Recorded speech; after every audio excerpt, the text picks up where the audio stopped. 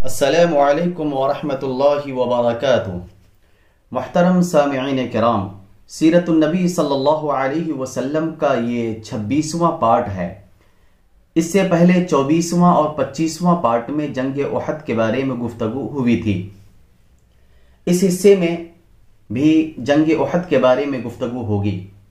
جنگ احد میں جبل رماد پر جن 50 تیر اندازوں کو اللہ کے رسول صلی اللہ علیہ وسلم نے منتخب فرمایا تھا، ان سے ایک خوفناک غلطی ہوئی۔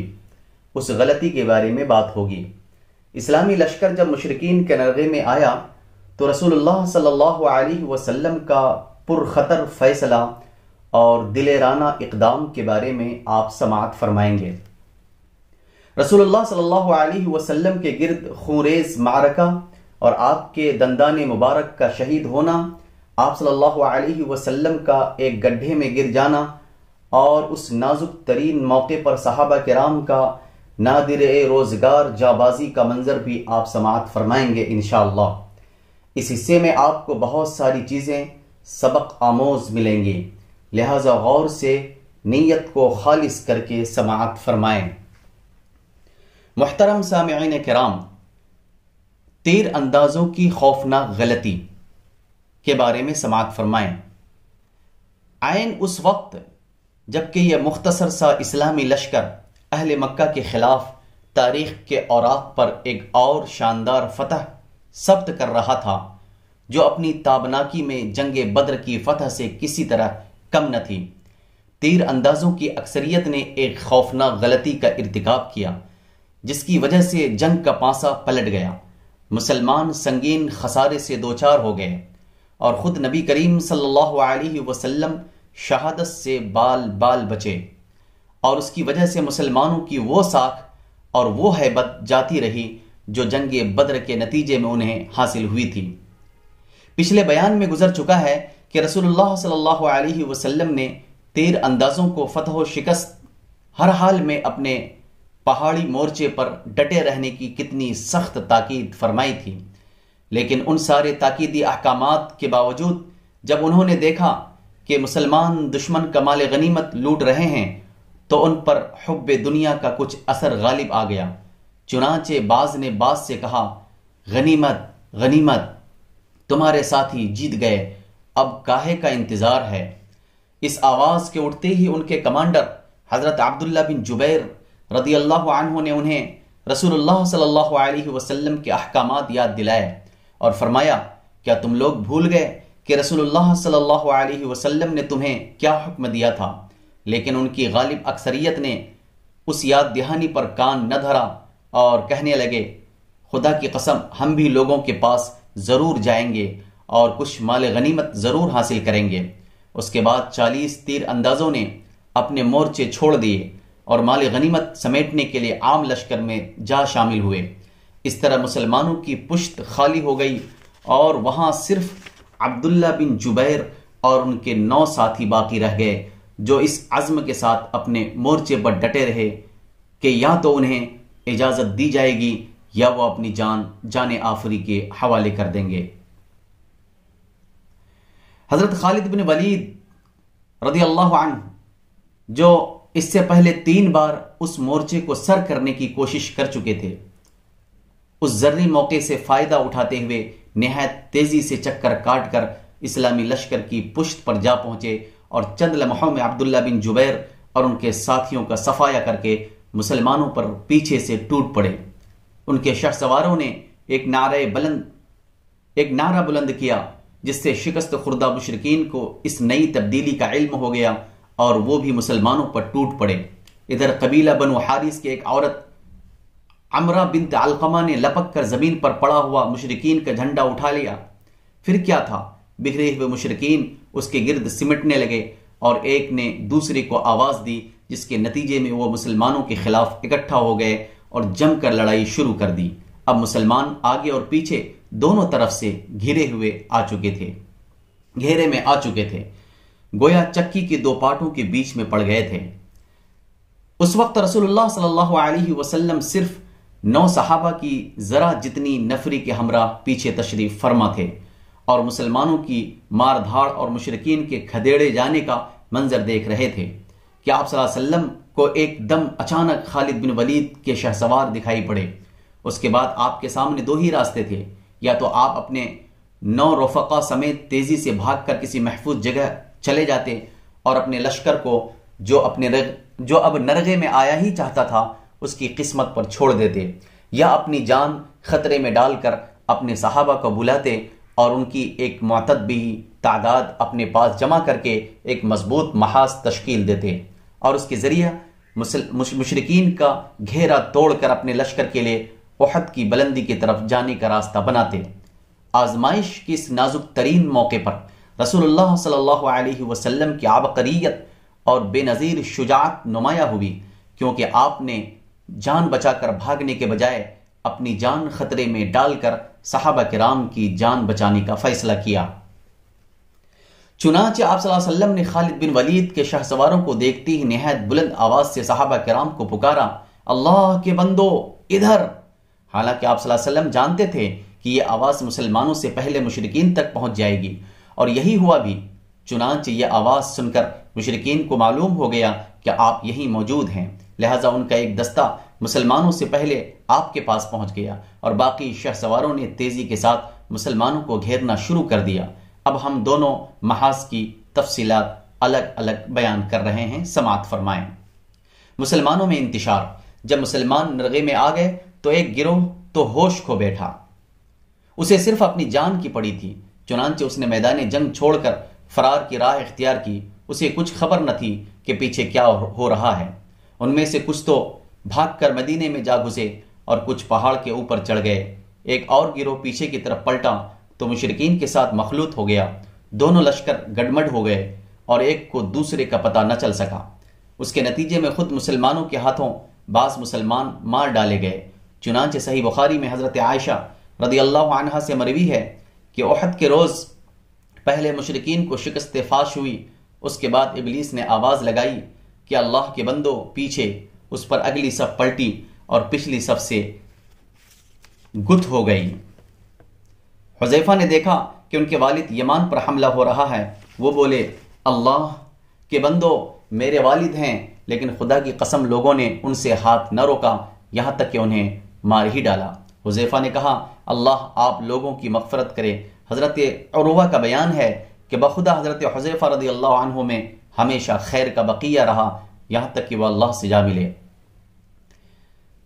غرض اس گروہ کی صفوں میں سخت انتشار اور بدنظمی پیدا ہو گئی تھی۔ بہت سے لوگ حیران و سرگرداں تھے، ان کی سمجھ میں نہیں آ رہا تھا کہ کدھر جائیں۔ اسی دوران ایک پکارنے والے کی پکار سنائی پڑی کہ محمد قتل کر دیے گئے ہیں۔ اس سے رہا سہا ہوش بھی جاتا رہا۔ اکثر لوگوں کے حوصلے ٹوٹ گئے، بعض نے لڑائی سے ہاتھ روک لیا اور درمادہ ہو کر ہتھیار پھینک دیے۔ کچھ اور لوگوں نے سوچا کہ راس المنافقین عبداللہ بن ابی سے مل کر کہا جائے کہ وہ ابو سفیان سے ان کے لیے امان طلب کر دے۔ چند لمحے بعد ان لوگوں کے پاس سے حضرت انس بن نضر رضی اللہ عنہ کا گزر ہوا۔ دیکھا کہ ہاتھ پر ہاتھ دھرے پڑے ہیں، پوچھا کاہے کا انتظار ہے؟ جواب دیا کہ رسول اللہ صلی اللہ علیہ وسلم قتل کر دیے گئے۔ حضرت انس بن نضر نے کہا، تو اب آپ کے بعد تم لوگ زندہ رہ کر کیا کرو گے؟ اٹھو اور جس چیز پر رسول اللہ صلی اللہ علیہ وسلم نے جان دی اسی پر تم بھی جان دے دو۔ اس کے بعد کہا، اے اللہ، ان لوگوں نے یعنی مسلمانوں نے جو کچھ کیا ہے اس پر میں تیرے حضور معذرت کرتا ہوں، اور ان لوگوں نے یعنی مشرکین نے جو کچھ کیا ہے اس سے برات اختیار کرتا ہوں۔ اور یہ کہہ کر آگے بڑھ گئے۔ آگے حضرت سعد بن معاذ رضی اللہ عنہ سے ملاقات ہوئی۔ انہوں نے دریافت کیا، ابو عمر کہاں جا رہے ہو؟ حضرت انس نے جواب دیا، آہا، جنت کی خوشبو کا کیا کہنا، اے سعد، میں اسے احد کے پرے محسوس کر رہا ہوں۔ اس کے بعد وہ اور آگے بڑھے اور مشرکین سے لڑتے ہوئے شہید ہو گئے۔ خاتمہ جنگ کے بعد انہیں پہچانا نہ جا سکا، حتیٰ کہ ان کی بہن نے انہیں محض انگلیوں کے پورے پہچانا۔ ان کو نیزے، تلوار اور تیر کے 80 سے زیادہ زخم آئے تھے۔ اسی طرح ثابت بن دحداح رضی اللہ عنہ نے اپنی قوم کو پکار کر کہا، اگر محمد قتل کر دیے گئے ہیں صلی اللہ علیہ وسلم تو اللہ تو زندہ ہے، وہ تو نہیں مر سکتا، تم اپنے دین کے لیے لڑو، اللہ تمہیں فتح و مدد دے گا۔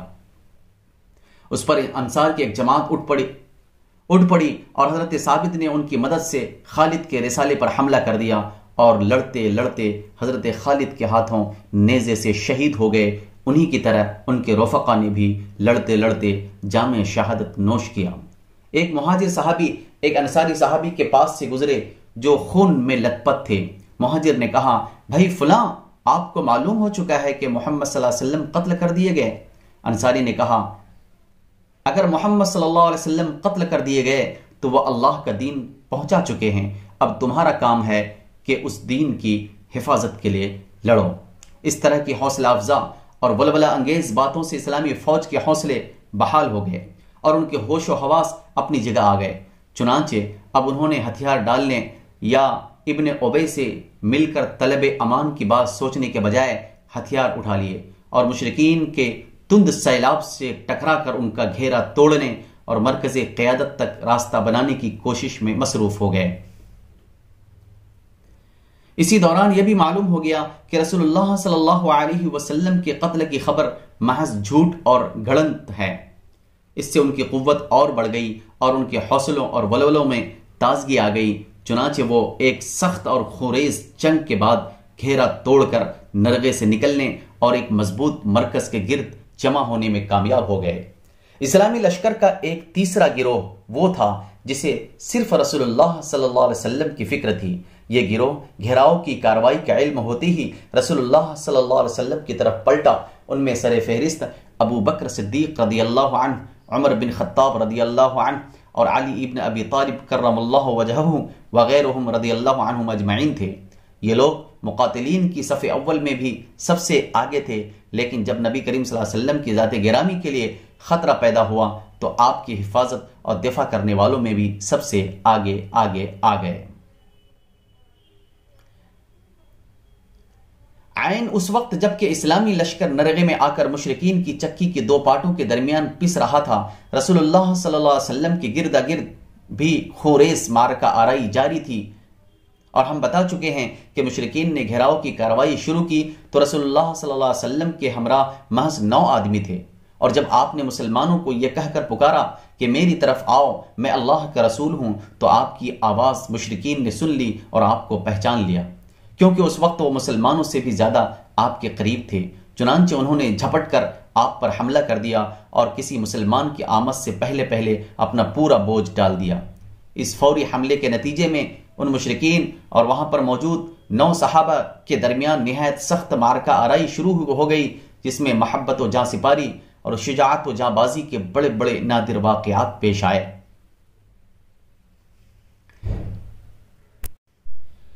صحیح مسلم میں حضرت انس رضی اللہ عنہ سے روایت ہے کہ احد کے روز رسول اللہ صلی اللہ علیہ وسلم 7 انصار اور 2 قریشی صحابہ کے ہمراہ الگ تھلگ رہ گئے تھے۔ جب حملہ آور آپ صلی اللہ علیہ وسلم کے بہت بالکل قریب پہنچ گئے تو آپ نے فرمایا، کون ہے جو انہیں ہم سے دفع کرے اور اس کے لیے جنت ہے، یا یہ فرمایا کہ وہ جنت میں میرا رفیق ہوگا۔ اس کے بعد ایک انصاری صحابی آگے بڑھے اور لڑتے لڑتے شہید ہو گئے۔ اس کے بعد پھر مشرکین آپ کے بالکل قریب آ گئے اور پھر یہی ہوا۔ اس طرح باری باری 7 انصاری صحابی شہید ہو گئے۔ اس پر رسول اللہ صلی اللہ علیہ وسلم نے اپنے 2 باقی مادہ ساتھیوں یعنی قریشیوں سے فرمایا، ہم نے اپنے ساتھیوں سے انصاف نہیں کیا۔ ان 7 میں سے آخری صحابی حضرت عمارہ بن یزید بن السکن تھے۔ وہ لڑتے رہے یہاں تک کہ زخموں سے چور ہو کر گر پڑے۔ ابن السکن کے گرنے کے بعد رسول اللہ صلی اللہ علیہ وسلم کے ہمراہ صرف 2 قریشی صحابی رہ گئے تھے۔ چنانچہ صحیحین میں ابو عثمان رضی اللہ عنہ کا بیان مروی ہے کہ جن ایام میں آپ نے معرکہ آرائیاں کی، ان میں سے ایک لڑائی میں آپ کے ساتھ طلحہ بن عبید اللہ اور سعد بن ابی وقاص کے سوا کوئی نہ رہ گیا تھا، اور یہ لمحہ رسول اللہ صلی اللہ علیہ وسلم کی زندگی کے لیے نہایت ہی نازک ترین لمحہ تھا، جبکہ مشرکین کے لیے انتہائی سنہری موقع تھا۔ اور حقیقت یہ ہے کہ مشرکین نے اس موقع سے فائدہ اٹھانے میں کوئی کوتاہی نہیں کی۔ انہوں نے اپنا تابڑ توڑ حملہ نبی کریم صلی اللہ علیہ وسلم پر مرکوز رکھا اور چاہا کہ آپ کا کام تمام کر دیں۔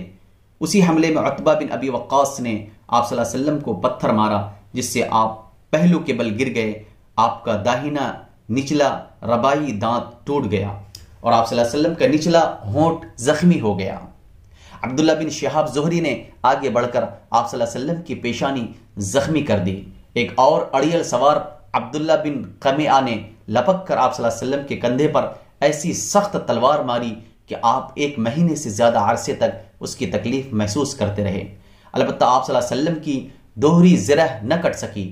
اس کے بعد اس نے پہلے ہی کی طرح پھر ایک زوردار تلوار ماری جو آنکھ سے نیچے کی ابری ہوئی ہڈی پر لگی اور اس کی وجہ سے خود کی 2 کڑیاں چہرے کے اندر گھس گئیں۔ ساتھ ہی اس نے کہا، اسے لے، میں قمیعہ کا بیٹا ہوں۔ رسول اللہ صلی اللہ علیہ وسلم نے چہرے سے خون پوچھتے ہوئے فرمایا، اللہ تجھے توڑ ڈالے۔ صحیح بخاری میں مروی ہے کہ آپ صلی اللہ علیہ وسلم کا ربائی دانت توڑ دیا گیا اور سر زخمی کر دیا گیا۔ اس وقت آپ اپنے چہرے سے خون پوچھتے ہوئے جا رہے تھے اور کہتے جا رہے تھے، وہ قوم کیسے کامیاب ہو سکتی ہے جس نے اپنے نبی کے چہرے کو زخمی کر دیا اور اس کا دانت توڑ دیا، حالانکہ وہ انہیں اللہ کی طرف دعوت دے رہا تھا۔ اس پر اللہ عز و جل نے یہ آیت نازل فرمائی، اعوذ باللہ من الشیطان الرجیم، لیس لک من الامر شیء او یتوب علیہم او یعذبہم فانہم ظالمون۔ آپ کو کوئی اختیار نہیں، اللہ چاہے تو انہیں توبہ کی توفیق دے اور چاہے تو عذاب دے کہ وہ ظالم ہیں۔ طبرانی کی روایت ہے کہ آپ صلی اللہ علیہ وسلم نے اس روز فرمایا، اس قوم پر اللہ کا سخت عذاب ہو جس نے اپنے پیغمبر کا چہرہ خون آلود کر دیا۔ پھر تھوڑی دیر رک کر فرمایا، اللہم اغفر لقومی فإنہم لا يعلمون، اے اللہ میری قوم کو بخش دے، وہ نہیں جانتی۔ صحیح مسلم کی روایت میں بھی یہی ہے کہ آپ صلی اللہ علیہ وسلم بار بار کہہ رہے تھے، رب اغفر لقومی فإنہم لا يعلمون، اے پروردگار میری قوم کو بخش دے، وہ نہیں جانتی۔ قاضی عیاض کی شفا میں یہ الفاظ ہیں، اللہم اہد قومی فإنہم لا يعلمون، اے اللہ میری قوم کو ہدایت دے، وہ نہیں جانتی۔ اس میں شبہ نہیں کہ مشرکین آپ صلی اللہ علیہ وسلم کا کام تمام کر دینا چاہتے تھے، مگر دونوں قریشی صحابہ یعنی حضرت سعد بن ابی وقاص اور طلحہ بن عبید اللہ رضی اللہ عنہما نے نادر الوجود جانبازی اور بے مثال بہادری سے کام لے کر صرف 2 ہوتے ہوئے مشرکین کی کامیابی ناممکن بنا دی۔ یہ دونوں عرب کے ماہر ترین تیر انداز تھے، انہوں نے تیر مار مار کر مشرکین حملہ آوروں کو رسول اللہ صلی اللہ علیہ وسلم سے پرے رکھا۔ جہاں تک سعد بن ابی وقاص رضی اللہ عنہ کا تعلق ہے تو رسول اللہ صلی اللہ علیہ وسلم نے اپنے ترکش سے سارے تیر ان کے لیے بکھیر دیے اور فرمایا، چلاؤ تم پر میرے ماں باپ فدا ہوں۔ ان کی صلاحیت کا اندازہ اس سے لگایا جا سکتا ہے کہ رسول اللہ صلی اللہ علیہ وسلم نے ان کے سوا کسی اور کے لیے ماں باپ کے فدا ہونے کی بات نہیں کہی۔ اور جہاں تک حضرت طلحہ رضی اللہ عنہ کا تعلق ہے تو ان کے کارنامے کا اندازہ نسائی کے ایک روایت سے لگایا جا سکتا ہے، جس میں حضرت جابر رضی اللہ عنہ نے رسول اللہ صلی اللہ علیہ وسلم پر مشرکین کے اس وقت کے حملے کا ذکر کیا ہے جب آپ انصار کی ذرا جتنی نفری کے ہمراہ تشریف فرما تھے۔ حضرت جابر رضی اللہ عنہ کا بیان ہے کہ مشرکین نے رسول اللہ صلی اللہ علیہ وسلم کو جا لیا تو آپ نے فرمایا، کون ہے جو ان سے نمٹے؟ حضرت طلحہ نے کہا، میں۔ اس کے بعد حضرت جابر رضی اللہ عنہ نے انصار کے آگے بڑھنے اور ایک ایک کر کے شہید ہونے کی وہ تفصیل ذکر کی ہے جسے ہم صحیح مسلم کے حوالے سے بیان کر چکے ہیں۔ حضرت جابر رضی اللہ عنہ فرماتے ہیں کہ جب یہ سب شہید ہو گئے تو حضرت طلحہ رضی اللہ عنہ آگے بڑھے اور 11 آدمیوں کے برابر تنہا لڑائی کی، یہاں تک کہ ان کے ہاتھ پر تلوار کی ایک ایسی ضرب لگی جس سے ان کی انگلیاں کٹ گئیں۔ اس پر ان کے منہ سے آواز نکلی، سی۔ رسول اللہ صلی اللہ علیہ وسلم نے فرمایا، اگر تم بسم اللہ کہتے تو تمہیں فرشتے اٹھا لیتے اور لوگ دیکھتے۔ حضرت جابر رضی اللہ عنہ کا بیان ہے کہ پھر اللہ نے مشرکین کو پلٹا دیا۔ اکلیل میں حاکم کی روایت ہے کہ انہیں احد کے روز 39 یا 35 زخم آئے اور ان کی بچلی اور شہادت کی انگلیاں شل ہو گئیں۔ امام بخاری نے قیس بن ابی حازم سے روایت کی ہے کہ انہوں نے کہا، میں نے حضرت طلحہ رضی اللہ عنہ کا ہاتھ دیکھا تو وہ شل تھا، اس سے احد کے دن انہوں نے نبی کریم صلی اللہ علیہ وسلم کو بچایا تھا۔ ترمذی کی روایت ہے کہ رسول اللہ صلی اللہ علیہ وسلم نے ان کے بارے میں اس روز فرمایا، جو شخص کسی شہید کو روئے زمین پر چلتا ہوا دیکھنا چاہے وہ طلحہ بن عبید اللہ کو دیکھ لے۔ اور ابو داؤد طیالسی نے حضرت عائشہ صدیقہ رضی اللہ عنہا سے روایت کی ہے کہ ابو بکر رضی اللہ عنہ جب جنگ احد کا تذکرہ فرماتے تو کہتے کہ یہ جنگ کل کی کل طلحہ کے لیے تھی، یعنی اس میں نبی کریم صلی اللہ علیہ وسلم کے تحفظ کا اصل کارنامہ انہوں نے ہی انجام دیا تھا۔ حضرت ابو بکر رضی اللہ عنہ نے ان کے بارے میں یہ بھی کہا کہ یا طلحہ ابن عبید اللہ قد وجبت لک الجنان وبوئت المحل عینا وبوئت المحل عینا، اے طلحہ بن عبید اللہ، تمہارے لیے جنتیں واجب ہو گئیں اور تم نے اپنے یہاں حور عین کا ٹھکانہ بنا لیا۔ اسی نازک ترین لمحے اور مشکل ترین وقت میں اللہ نے غیب سے اپنی مدد نازل فرمائی۔ چنانچہ صحیحین میں حضرت سعد رضی اللہ عنہ کا بیان ہے کہ میں نے رسول اللہ صلی اللہ علیہ وسلم کو احد کے روز دیکھا، آپ کے ساتھ دو آدمی تھے سفید کپڑے پہنے ہوئے، یہ دونوں آپ کی طرف سے انتہائی زوردار لڑائی لڑ رہے تھے، میں نے اس سے پہلے اور اس کے بعد ان دونوں کو کبھی نہیں دیکھا۔ ایک اور روایت میں ہے کہ یہ دونوں حضرت جبرائیل اور حضرت میکائیل علیہ السلام تھے۔ یہ سارا حادثہ چند لمحات کے اندر بالکل اچانک اور نہایت تیز رفتاری سے پیش آ گیا، ورنہ نبی کریم صلی اللہ علیہ وسلم کے منتخب صحابہ کرام جو لڑائی کے دوران صف اول میں تھے، جنگ کی صورتحال بدلتے ہی یا نبی کریم صلی اللہ علیہ وسلم کی آواز سنتے ہی آپ کی طرف بے تحاشا دوڑ کر آئے کہ کہیں آپ کو کوئی ناگوار حادثہ پیش نہ آ جائے۔ مگر یہ لوگ پہنچے تو رسول اللہ صلی اللہ علیہ وسلم زخمی ہو چکے تھے، 6 انصاری شہید ہو چکے تھے، 7ویں زخمی ہو کر گر چکے تھے، اور حضرت سعد اور حضرت طلحہ رضی اللہ عنہما جان توڑ کر مدافعت کر رہے تھے۔ ان لوگوں نے پہنچتے ہی اپنے جسموں اور ہتھیاروں سے نبی کریم صلی اللہ علیہ وسلم کے گرد ایک باڑ تیار کر دی اور دشمن کے تابڑ توڑ حملے روکنے میں انتہائی بہادری سے کام لیا۔ لڑائی کی سب سے آپ صلی اللہ علیہ وسلم کے پاس پلٹ کر آنے والے سب سے پہلے صحابی آپ صلی اللہ علیہ وسلم کے یار غار حضرت ابو بکر صدیق رضی اللہ عنہ تھے۔ ابن حبان نے اپنی صحیح میں حضرت عائشہ صدیقہ رضی اللہ عنہ سے روایت کی ہے کہ ابو بکر رضی اللہ عنہ نے فرمایا، احد کے دن سارے لوگ نبی کریم صلی اللہ علیہ وسلم سے پلٹ گئے تھے، یعنی محافظین کے سوا تمام صحابہ کرام آپ کو آپ کی قیام گاہ میں چھوڑ کر لڑائی کے لیے اگلی صفوں میں چلے گئے تھے۔ پھر گھیراؤ کے حادثے کے بعد میں پہلا شخص تھا جو نبی کریم صلی اللہ علیہ وسلم کے پاس پلٹ کر آیا، دیکھا تو آپ کے سامنے ایک آدمی تھا جو آپ کی طرف سے لڑ رہا تھا اور آپ کو بچا رہا تھا۔ میں نے جی میں کہا، تم طلحہ ہو؟ تم پر میرے ماں باپ فدا ہوں، تم طلحہ ہو، تم پر میرے ماں باپ فدا ہوں۔ اتنے میں ابو عبیدہ بن جراح میرے پاس آ گئے اور اس طرح دوڑ رہے تھے گویا وہ اس طرح دوڑ رہے تھے گویا چڑیا اڑ رہی ہے، یہاں تک کہ مجھ سے آ ملے۔ اب ہم دونوں نبی صلی اللہ علیہ وسلم کی طرف دوڑے، دیکھا تو آپ کے آگے طلحہ بچھے پڑے ہیں۔ آپ صلی اللہ علیہ وسلم نے فرمایا، اپنے بھائی کو سنبھالو، اس نے جنت واجب کر لی۔ حضرت ابو بکر رضی اللہ عنہ کا بیان ہے کہ ہم پہنچے تو نبی کریم صلی اللہ علیہ وسلم کا چہرے مبارک زخمی ہو چکا تھا اور خود کی 2 کڑیاں آنکھ کے نیچے رخسار میں دھس چکی تھیں۔ میں نے انہیں نکالنا چاہا تو ابو عبیدہ نے کہا، خدا کا واسطہ دیتا ہوں مجھے نکالنے دیجیے۔ اس کے بعد انہوں نے منہ سے ایک کڑی پکڑی اور آہستہ آہستہ نکالنی شروع کی تاکہ رسول اللہ صلی اللہ علیہ وسلم کو اذیت نہ پہنچے، اور بالآخر ایک کڑی اپنے منہ سے کھینچ کر نکال دی، لیکن اس کوشش میں ان کا ایک نچلا دانت گر گیا۔ اب دوسری میں نے کھینچنی چاہی تو ابو عبیدہ نے پھر کہا، ابو بکر خدا کا واسطہ دیتا ہوں مجھے کھینچنے دیجیے۔ اس کے بعد دوسری بھی آہستہ آہستہ کھینچی، لیکن ان کا دوسرا نچلا دانت بھی گر گیا۔ پھر رسول اللہ صلی اللہ علیہ وسلم نے فرمایا، اپنے بھائی طلحہ کو سنبھالو، اس نے جنت واجب کر لی۔ حضرت ابو بکر صدیق رضی اللہ عنہ کہتے ہیں کہ اب ہم طلحہ کی طرف متوجہ ہوئے اور انہیں سنبھالا، ان کو 10 سے زیادہ زخم آ چکے تھے۔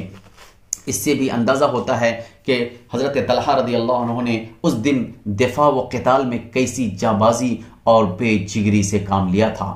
پھر انہی نازک ترین لمحات کے دوران رسول اللہ صلی اللہ علیہ وسلم کے گرد جانباز صحابہ کرام کی ایک جماعت بھی آپ آن پہنچی، جن کے نام یہ ہیں: ابو دجانہ، مصعب بن عمیر، علی بن ابی طالب، سہل بن حنیف، مالک بن سنان، حضرت ابو سعید خدری کے والد، ام عمارہ نصیبہ بنت کعب مازنیہ، قتادہ بن نعمان، عمر بن خطاب، حاطب بن ابی بلتعہ اور ابو طلحہ رضی اللہ عنہم اجمعین۔ محترم سامعین کرام، ادھر مشرکین کی تعداد بھی لمحہ بلمحہ بڑھتی جا رہی تھی، جس کے نتیجے میں ان کے حملے سخت ہوتے جا رہے تھے اور ان کا دباؤ بڑھتا جا رہا تھا، یہاں تک کہ رسول اللہ صلی اللہ علیہ وسلم ان چند گڑھوں میں سے ایک گڑھے میں جا گرے جنہیں ابو عامر فاسق نے اسی قسم کی شرارت کے لیے کھود رکھا تھا، اور اس کے نتیجے میں آپ کا گھٹنا موچ کھا گیا تھا۔ چنانچہ حضرت علی رضی اللہ عنہ نے آپ کا ہاتھ تھاما اور طلحہ بن عبید اللہ نے جو خود بھی زخموں سے چور تھے آپ کو آغوش میں لیا، تب آپ صلی اللہ علیہ وسلم برابر کھڑے ہو سکے۔ نافع بن جبیر کہتے ہیں، میں نے ایک مہاجر صحابی کو سنا، فرما رہے تھے، میں جنگ احد میں حاضر تھا، میں نے دیکھا کہ ہر جانب سے رسول اللہ صلی اللہ علیہ وسلم پر تیر برس رہے ہیں اور آپ صلی اللہ علیہ وسلم تیروں کے بیچ میں ہیں، لیکن سارے تیر آپ سے پھیر دیے جاتے ہیں، یعنی آگے گھیرا ڈالے ہوئے صحابہ انہیں روک لیتے تھے۔ اور میں نے دیکھا کہ عبداللہ بن شہاب زہری کہہ رہا تھا، مجھے بتاؤ محمد کہاں ہے، اب یا تو میں رہوں گا یا وہ رہے گا، حالانکہ رسول اللہ صلی اللہ علیہ وسلم اس کے بازو میں تھے، آپ کے ساتھ کوئی بھی نہ تھا۔ پھر وہ آپ صلی اللہ علیہ وسلم سے آگے نکل گیا۔ اس پر صفوان نے اسے ملامت کی، جواب میں اس نے کہا، واللہ میں نے اسے دیکھا ہی نہیں، خدا کی قسم وہ ہم سے محفوظ کر دیا گیا ہے۔ اس کے بعد ہم 4 آدمی یہ عہد و پیمان کر کے نکلے کہ انہیں قتل کر دیں گے، لیکن ان تک پہنچ نہ سکے۔ معزز سامعین کرام، بہرحال اس موقع پر مسلمانوں نے ایسی نادر روزگار جانبازی اور تابناک قربانیوں سے کام لیا جس کی نظیر تاریخ میں نہیں ملتی۔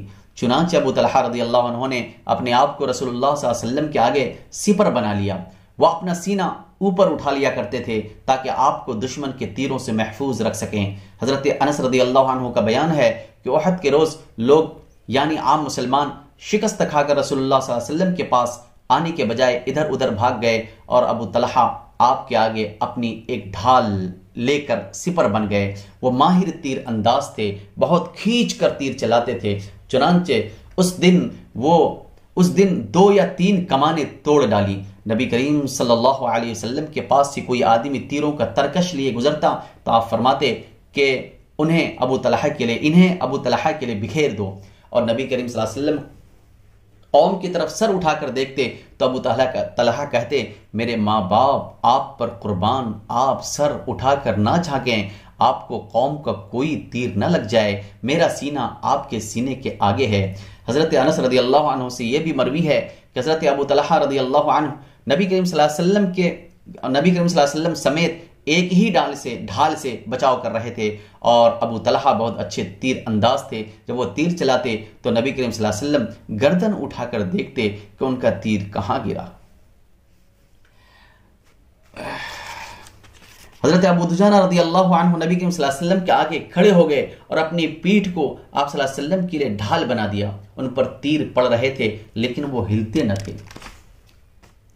حضرت حاطب بن ابی بلتعہ رضی اللہ عنہ نے عتبہ بن ابی وقاص کا پیچھا کیا، جس نے نبی کریم صلی اللہ علیہ وسلم کا دندان مبارک شہید کیا تھا، اور اسے اس زور کی تلوار ماری کہ اس کا سر چھٹک گیا، پھر اس کے گھوڑے اور تلوار پر قبضہ کر لیا۔ حضرت سعد بن ابی وقاص بہت زیادہ خواہاں تھے کہ اپنے اس بھائی یعنی عتبہ کو قتل کریں، مگر وہ کامیاب نہ ہو سکے، بلکہ یہ سعادت حضرت حاطب بن ابی بلتعہ رضی اللہ عنہ کی قسمت میں تھی۔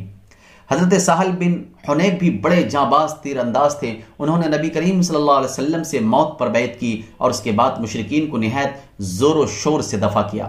رسول اللہ صلی اللہ علیہ وسلم خود بھی تیر چلا رہے تھے، چنانچہ حضرت قتادہ بن نعمان کی روایت ہے کہ رسول اللہ صلی اللہ علیہ وسلم نے اپنی کمان سے اتنے تیر چلائے کہ اس کا کنارہ ٹوٹ گیا، پھر اس کمان کو حضرت قتادہ بن نعمان نے لے لیا اور وہ انہی کے پاس رہی۔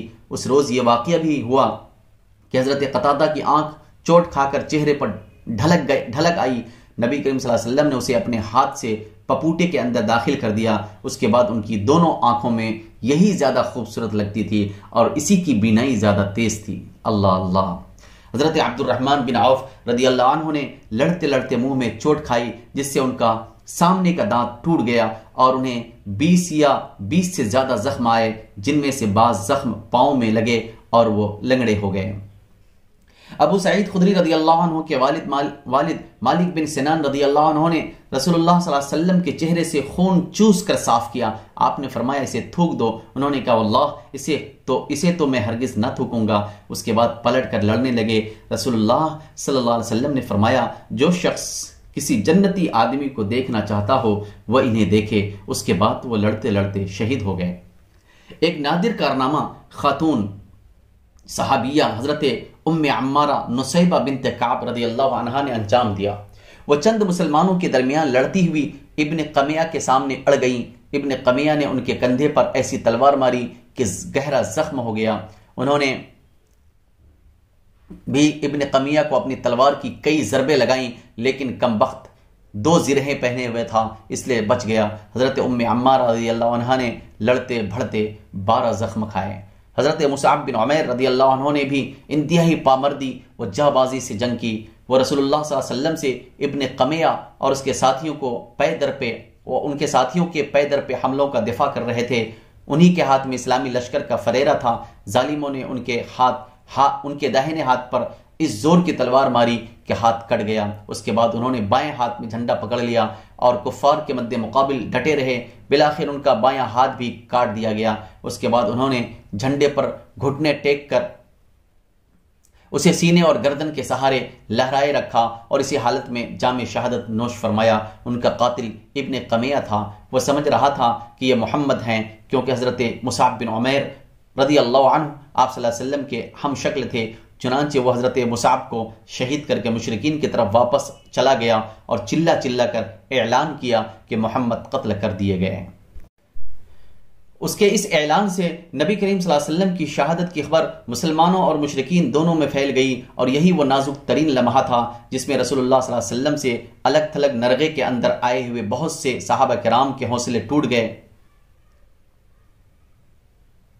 الگ تھلگ نرغے کے اندر آئے ہوئے بہت سے صحابہ کرام کے حوصلے ٹوٹ گئے، ان کے عزائم سرد پڑ گئے اور ان کی صفیں اتھل پتھل اور بدنظمی و انتشار کا شکار ہو گئیں۔ مگر آپ صلی اللہ علیہ وسلم کی شہادت کی یہی خبر اس حیثیت سے مفید ثابت ہوئی کہ اس کے بعد مشرکین کے پرجوش حملوں میں کسی قدر کمی آ گئی، کیونکہ وہ محسوس کر رہے تھے کہ ان کا آخری مقصد پورا ہو چکا ہے۔ چنانچہ اب بہت سے مشرکین نے حملہ بند کر کے مسلمان شہداء کی لاشوں کا مسئلہ کرنا شروع کر دیا۔ وآخر دعوانا الحمد للہ رب العالمین۔